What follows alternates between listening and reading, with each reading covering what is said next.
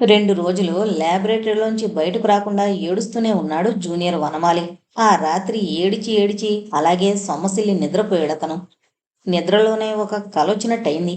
తన ప్రొఫెసరు పొగమంచు రూపంలో తన పక్కన నిలబడి, చూడు మూర్తి, చూడు వనమాలి, నేను నీలో ప్రవేశించడానికొచ్చాను. కంగారు పడకు. ఇదివరకు చెప్పిన ప్రకారం జాతకం నిజమై విమానం కూలిపోయింది. అది కూలిపోక మునిపే నేను ప్రాణాయామంలో ప్రాణం వదిలాను.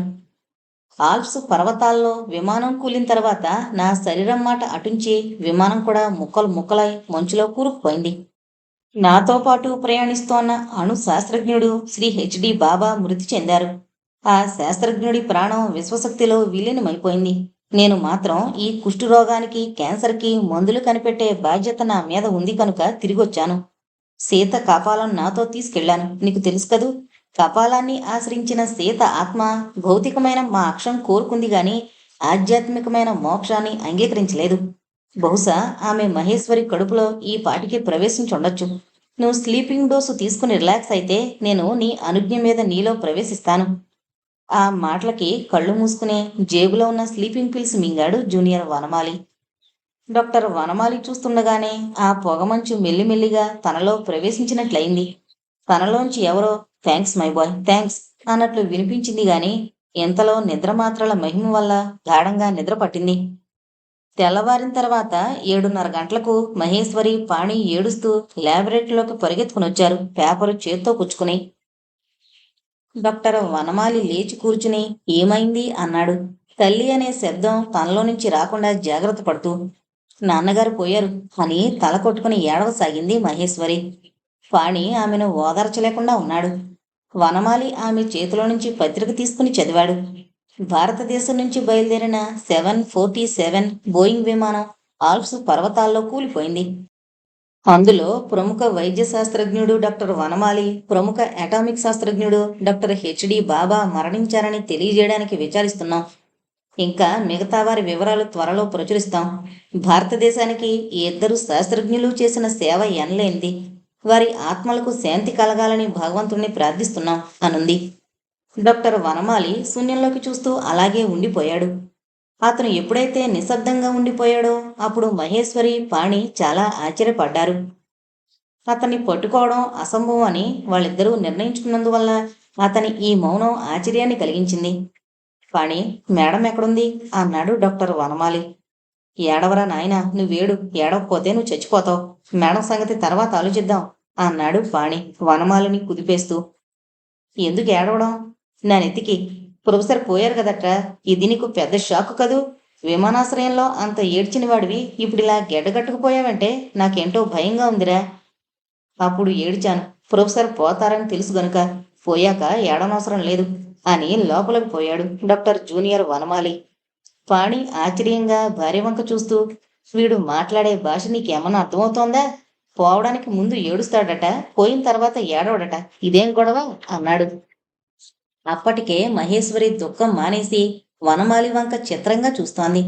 ఆమె పసితనం నుంచి తన తండ్రి మాట, తన తండ్రి నడక, తన తండ్రి తల ఎగరేయడం, ఇంగ్లీషు వాళ్ళలా భుజాలు ఎగరేయడం, ఏ కొంచెం అవకాశం వచ్చినా భారతీయ శాస్త్రాన్ని గురించి మాట్లాడడం వగేరా అలవాట్లని తను ఎరుగును. ఆమె కనుబొమ్మలు ముడిచి తీక్షణంగా వనమాలి నడక వంక చూస్తూ వెనక నడవసాగింది. తన చిన్నతనంలో విశాఖపట్నంలో ఉన్నప్పుడు తన తండ్రి ఇలాగే నడిచేవాడు.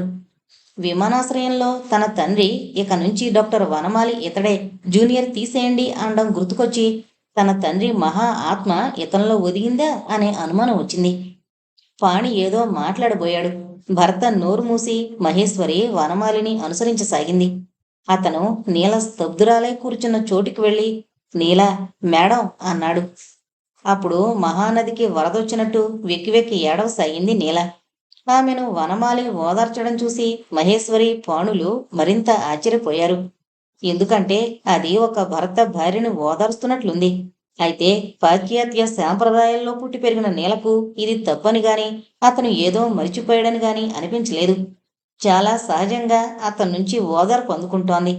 2-3 నిమిషాల తర్వాత హఠాత్తుగా ఆమె వనమాలి వంక చూసి, నువ్వు బతకవనుకున్నాను అంది. కాని నేను బతికే ఉన్నాను. ఆ సమాధానానికి నీల కూడా ఏడుపు ఆపేసింది. ఎందుకంటే ఆ కంఠస్వరం వనమాలిది. వాళ్ళు ముగ్గురు అలా చూస్తుండగానే అంతలో రంగమ్మ గారిని పిలిచి కాఫీ చేసుకురమ్మన్నాడు డాక్టర్ వనమాలి.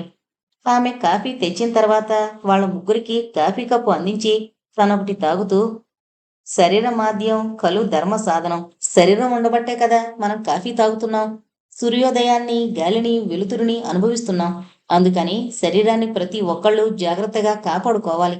కానీ అకాలంగా శరీరం రాలిపోతూ ఉంటుంది. దానికి ఎవరేం చేస్తారు అన్నాడు. మహేశ్వరికి మతిపోయినంత పనైంది. ఇలాంటిది సాధ్యమేనని తన తండ్రి చెబుతూ ఉండేవాడు. కానీ తీరా సాధ్యమైన తర్వాత ఆమెకు చిత్రంగానే ఉంది. దుఃఖం మాత్రం తగ్గింది. మీరు మీరు అంది. ఎవరైతేనేం అన్నాడు. ఇది సంభవమా అంది మహేశ్వరి. సంభవమేనమ్మా. ఉలిక్కిపడిన పాణిని పట్టించుకోకుండా చెప్పుకుపోతున్నాడు డాక్టర్ వనమాలి. మనిషి శరీరంలో మరొక శరీరం ఉంటుంది. అది భౌతిక శరీరం కంటే పెద్దది. అయితే ఆ పెద్ద శరీరం భౌతిక శరీరంలో ఇమడచబడి ఉంటుంది. ఆ శరీరం నుంచి కొంతవరకు తేజస్సు బయటకొస్తూ ఉంటుంది. మనిషి మహా తేజస్వి అనడం మనం వింటూనే ఉంటాం. అంటే అతనిలో ఈ తేజస్ శరీరం కొంచెం ప్రాముఖ్యత కలదని అర్థం. మన భాషలోనే సర్వ విధాలైన శాస్త్రీయ రహస్యాలు ఉన్నాయి. ఆ తేజస్సు తల దగ్గర హెచ్చుగా ఉంటుంది. రవివర్మ లాంటి చిత్రకారుడు సరస్వతీదేవి చిత్రాన్ని చిత్రించినప్పుడు తల చుట్టూ కాంతి వలయం పెట్టడంలో అర్థం ఇదే. పవర్ఫుల్ బ్రెయిన్ చుట్టూ ఈ కాంతి వలయం ఉంటుంది. అదే లక్ష్మీదేవి బొమ్మకు పెట్టాడు. ఈ లోపలి శరీరాన్ని మన వాళ్ళు ప్రాణం అంటారు. రష్యాలో బయోప్లాజ్మిక్ బాడీ అని పిలుస్తారు. ఆఖరికి మనకంటే మూర్ఖ సిద్ధాంతాలున్న చైనీయులు కూడా ప్రాణాన్ని వైటల్ ఫోర్స్ అని ఒప్పుకున్నారు. డాక్టర్లో మాకు అనుభవంలోకి వస్తుంది. యాక్సిడెంట్లో ఎవరిదో చెయ్యో కాలో తీసేయాల్సిన పరిస్థితుల్లో కూడా ఆ తీసివేసిన అనంతరం ఈ ప్రాణశక్తి చెయ్యిలా ఈ శరీరాన్ని అంటిపెట్టుకునే ఉంటుంది. అది మామూలు కంటికి కనిపించదు. అది వేరే విషయం. రంగమ్మ గారు, ఇంకో కప్పు కాఫీ ఇవ్వండి అన్నాడు డాక్టర్ వనమాలి. మీ ప్రొఫెసర్ని ఇమిటేట్ చేయడం గొప్పేం కాదు. నీ లిమిట్స్లో నువ్వు ఉంటే మంచిది అంది విసుక్కుని అక్కడి నుంచి వెళ్ళిపోతూ. రంగమ్మ గారు ఏడుస్తూ తెచ్చిన కాఫీని వనమాలి అందుకొని, ఏడవకండి రంగమ్మ గారు, అందరం పోయేవాళ్లమే అన్నాడు. ఆమె అక్కడి నుంచి వెళ్ళిపోయింది. మహేశ్వరి ఇందాకటి నుంచి తన తండ్రి మాట్లాడే విధానాన్ని ఇతడు శిష్యుడవడం వల్ల అనుకరిస్తున్నాడా అనుకుంది గాని విమానాశ్రయంలో ఇతని ఏడుపు చూసి అది ఎంతమాత్రం సాధ్యం కాదనుకుంది. అందుకే కొన్ని క్షణాలుండి, నాన్నగారు అంది మెల్లగా. ఏంటి తల్లి అన్నాడు డాక్టర్ వనమాలి అసంకల్పిత ప్రతీకార చర్యలాగా. మీరు ఇతనిలో ఒదిగారా అంది మొగుడు ఎక్కడ పారిపోతాడో అని అతని చెయ్యి గట్టిగా పట్టుకుంటూ. అవును తల్లి, లోక కళ్యాణం కోసం 2 మందులు కనిపెడుతున్నానని నీకు తెలుసు. ఎవరి దగ్గరైనా దాయగలనేమో కానీ నీ దగ్గర దాయలేనమ్మా అన్నాడు డాక్టర్ వనమాలి. ఆనందంతో కెవ్వుమని అరుస్తూ వనమాలి ఒళ్ళో వాలిపోయింది మహేశ్వరి. పాణి వనమాలి పక్కన కూర్చుని తడిమి చూస్తూ, ఇదేంటి సార్ ఇంత ఆశ్చర్యంగా ఉంది అన్నాడు. డాక్టర్ వనమాలి ప్రేమగా అతని వీపు చరిచి, ఇందులో ఆశ్చర్యం లేదు. ఈ రహస్యం మన ముగ్గురు మధ్య ఉండాలి. నీల ఎలాగూ నమ్మదు అన్నాడు. నాన్న, మీరు ఎన్నాళ్ళైనా ఈ శరీరంలోనే ఉండాలి. ఎక్కడికి వెళ్ళకూడదు. Without my permission. అలా అని ప్రామిస్ చేయండి. అలాగేనమ్మా. నేను మోక్షం కోరే వాళ్లలో ఒకణ్ణి, కానీ ఈ లోకంలో ఏ పని పూర్తి కాలేదు అని కూతురి చేతిలో చేయి వేశాడు. ఇదెలా సంభవం నాన్నగారు అంది మహేశ్వరి తండ్రి యవ్వన శరీరం వంక నవ్వులాటగా చూస్తూ. సంభవమే తల్లి. ముందే ఏర్పాట్లన్నీ చేశాను మూర్తితో మాట్లాడి. ప్రస్తుతం విజ్ఞాన శాస్త్రానికి కూడా అందని విచిత్రాలు కొన్నున్నాయి. విశ్వంలో ఉన్న విద్యుత్ అయస్కాంత శక్తులు మాత్రమే కాక ఇంకా చాలా రకాల శక్తులున్నాయి. వీటిని అతీంద్రియ శక్తులు అంటారు. పాంచభౌతికమైన ఇంద్రియాలకు సంబంధించిన శక్తులే అతీంద్రియ శక్తులు. ఆధునిక శాస్త్రజ్ఞులు బలహీనమైన అయస్కాంత క్షేత్రాలు నెత్రులోని కొలెస్ట్రాల్ని తగ్గిస్తాయని అంటారు. అందుకే ప్రాచీన భారతీయులు ఈ విధమైన మనోశక్తిని వృద్ధి చేసేందుకు మనస్సుని భగవంతుడనే విషయం మీదనే కేంద్రీకరించి తపస్సు చేస్తూ ఉండేవారు. తపస్సే మూఢనమ్మకం అంటే నేను చెప్పేదేమీ లేదు. నోబుల్ బహుమతి గ్రహీత ప్రఖ్యాత జీవశాస్త్రజ్ఞుడు ఎలిక్సన్ క్యారల్ ఈ విషయం మీద పుస్తకాలు రాశాడు. ఇలాంటి వాటిని మూర్ఖత్వంగా భావించే కమ్యూనిస్టు రష్యా ఏకాగ్రత, తపస్సు మొదలైన అతీంద్రియ విజ్ఞానం మీద ప్రస్తుతం పరిశోధనలు చేస్తోంది. మనిషి దేహం నుంచి ప్రవహించే నవశక్తిని ఒక చోట కూడబెట్టి ఉంచవచ్చునని ఇతర దేశాలు ఇప్పుడు తెలుసుకుంటున్నాయి గాని భారతదేశం ఎన్నడో తెలుసుకుంది. శ్రీ శంకరులు ఇలాంటి శక్తిని స్టోర్ చేసే స్థలాల్లోనే పీఠాలను శక్తి ఆలయాలను నెలకొల్పారు. హెర్ బెన్నర్ అనే ఒక సైంటిస్టు మహా మేధావులైన నవీన మానవుడి విజ్ఞానానికి అందని మహత్తర శక్తి ఏదో ఉందని అంటాడు. దైవమైన దెయ్యమైన విశ్వంలో ఉండే విద్యుద్ధాకర్షణ శక్తిలో పాజిటివ్ నెగిటివ్ ఫోర్సులే. ఆ విశ్వంలోని నెగిటివ్ శక్తిని పాజిటివ్ శక్తి నాశనం చేస్తూనే ఉంటుంది. అదే దుష్ట శిక్షణ. ప్రాణం నిత్యం, దానికి చావు లేదు, నాశనం లేదు. భగవద్గీతలో చెప్పినట్లు ఆత్మ ప్రత్యక్ష ప్రమాణాలకు అతీతం, నాశనం లేని నిత్యం. భౌతిక దేహాలన్నీ శిథిలం అవుతాయి. ఆత్మబలం ఉన్నవాళ్ళు మరో శరీరాన్ని ఆశ్రయించి వాళ్ళ ఆత్మానుసారంగా మంచి పనులు చేస్తారు, చెడ్డ పనులు చేస్తారు. నెగిటివ్ ఫోర్స్ని కొంతవరకే పాజిటివ్ ఫోర్స్ సహిస్తుంది, ఆ తర్వాత అంతం చేస్తుంది. ఇదే మన అవతారాల్లో భగవంతుడు చేసిన పని. ప్రాణశక్తికి ఒక్కొక్క దేశంలో ఒక్కొక్క పేరుంది, కానీ అన్ని దేశాలు ఇవాళ నమ్ముతున్నాయి. ఏనాడో నమ్మిన భారతదేశానికేసి గౌరవంగా చూస్తున్నాయి. పాణి, సైకో కైనసిస్ని గురించి ఇదివరకు చెప్పినట్లున్నాను. ఇప్పుడు అది చాలా బలహీనమైందని తెలుసుకున్నాను. అలాగే భూమి ఆకర్షణ శక్తి కూడా. ఈ ప్రపంచమంతా నీరే నిండుంది. మనిషి దేహంలో కూడా 80 వంతులు నీరే ఉంటుంది. ప్రపంచంలో ఉండే నీరు మార్పు చెందినప్పుడల్లా మానవుడి శరీరంలో దానికి అనుగుణమైన పరిణామం వస్తుంది. అందుకే జలస్వరూపుడైన నారాయణుడు అనేక అవతారాలు ఎత్తాడని భారతీయ పురాణాలు చెబుతున్నాయి. బలవత్తరమైన ఆత్మ తను చెయ్యగా మిగిలిన పని చేయడానికి ఇక్కడికొచ్చింది. శరీరం జూనియర్ వనమాలిది, ఆత్మ నాది. పాణి, నువ్వు నన్ను అర్థం చేసుకుంటావనుకుంటున్నాను. ప్రస్తుతం నా ఈ శరీరం యవ్వనంలో ఉంది. ఆత్మగతమైన పితృప్రేమ వల్ల మహేశ్వరిని ప్రేమగా చూస్తే నువ్వు అర్థం చేసుకోవాలి అన్నాడు డాక్టర్ వనమాలి. ప్రపంచంలో ఎంతకంటే ఆశ్చర్యం ఉండదన్నట్టు మహేశ్వరి, పాణి ఆయన వంక చూస్తూ అలాగే ఉండిపోయారు. అమ్మా, మీ అమ్మ నీ కడుపున పుట్టాలని కోరుకుంది. నా ప్రయత్నంలో లోపం ఉండదు మామగారు అన్నాడు పాణి. నోర్మియండి. మామగారు అన్న పిలుపు ఎవరన్నా వింటే మనకు పిచ్చెక్కిందనుకుంటారు. నాన్న పరిశోధనలకు విలువ కూడా ఉండదు. ఎవరన్నా ఉన్నప్పుడు క్లాస్మేట్ని చూసినట్టే చూడాలి. నాన్నగారు మీరు అంతే. ఎవరన్నా ఉన్నప్పుడు నన్ను మిస్సెస్ పాణి అని, ఈయన్ని ఏరా అని, పిన్నిని మేడం అని పిలవండి. మన ఇంట్లో ఏకాంతమే ఎక్కువ గనుక పెద్ద డిస్టర్బెన్స్ ఉండదు అంది మహేశ్వరి ఆజ్ఞాపిస్తున్నట్లుగా. సరేనమ్మా, మర్చిపోయి నువ్వే నాన్న అంటే కంట్రోల్ చేసుకుంటాను నాన్నగారు. నా ఈ రహస్యం నువ్వు తప్ప ఇంకొక వ్యక్తి గ్రహించగలడు. కాశీలో ఉన్న మీ తాతయ్య శ్రీరామ శాస్త్రి. ఈ వార్త పేపర్లో చూసి రేపో ఎల్లుండో పరిగెత్తుకొస్తారు తాతలిద్దరూ. అప్పుడు మరింత జాగ్రత్తగా ఉండాలి. వారెంత సన్యాసం పుచ్చుకున్నా ఇప్పుడిక ఆగలేరు. మరో వ్యక్తి డాక్టర్ ఆనందమూర్తి కొంతవరకు గ్రహించగలరు. అతను గ్రహించినా పర్వాలేదు. ఇది బయటపడితే భయం లేదు గాని పత్రికలతోనూ రేడియోలతోనూ బాధ. ఈ కీర్తి మూర్తికి రావాలి. నీల సుందరమైన తన బెడ్రూంలో భవిష్యత్తుని గురించి ఆలోచిస్తూ కూర్చుంది. తను డైరీలో చదివిన జ్యోతిశాస్త్రం అంటే ఎంతమాత్రం నమ్మకం లేదు. అసలు అర్థం కాలేదనే చెప్పాలి.